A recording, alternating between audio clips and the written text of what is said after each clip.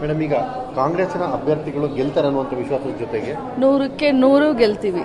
ಅಡ್ಡಮತದಾನದ ಭೀತಿ ಇತ್ತು, ಒಂದು ಅಡ್ಡಮತದಾನ ಆಗಿದೆ ಅನ್ನುವಂಥ ಮಾಹಿತಿ ಇದೆ. ಅದ್ರ ಬಗ್ಗೆ ನನಗೆ ಮಾಹಿತಿ ಇಲ್ಲ. ಈಗ ತಾವು ಹೇಳ್ತಾ ಇದ್ದೀರಾ ಅಡ್ಡ ಮತದಾನ ಆಗಿದ್ರೆ ಅದು ಯಾವ ಪಕ್ಷದಿಂದ ಆಗಿದೆ, ಏನಾಗಿದೆ, ಅದ್ರ ಬಗ್ಗೆ ನಾನು ತಿಳ್ಕೊಂಡು ಮಾತಾಡಬೇಕು. ಬಿಜೆಪಿಯಿಂದ ಇನ್ನಷ್ಟು ಹೆಚ್ಚುವರಿ ಮತಗಳು ಬರುವಂಥ ನಿರೀಕ್ಷೆ ಇದೆಯಾ?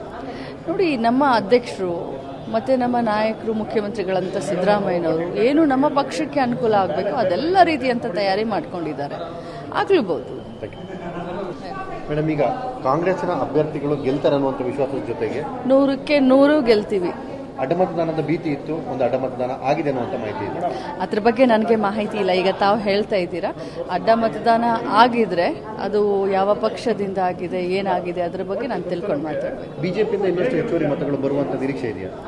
ನೋಡಿ, ನಮ್ಮ ಅಧ್ಯಕ್ಷರು ಮತ್ತು ನಮ್ಮ ನಾಯಕರು, ಮುಖ್ಯಮಂತ್ರಿಗಳಂತ ಸಿದ್ದರಾಮಯ್ಯನವರು ಏನು ನಮ್ಮ ಪಕ್ಷಕ್ಕೆ ಅನುಕೂಲ ಆಗಬೇಕು ಅದೆಲ್ಲ ರೀತಿಯಂಥ ತಯಾರಿ ಮಾಡ್ಕೊಂಡಿದ್ದಾರೆ.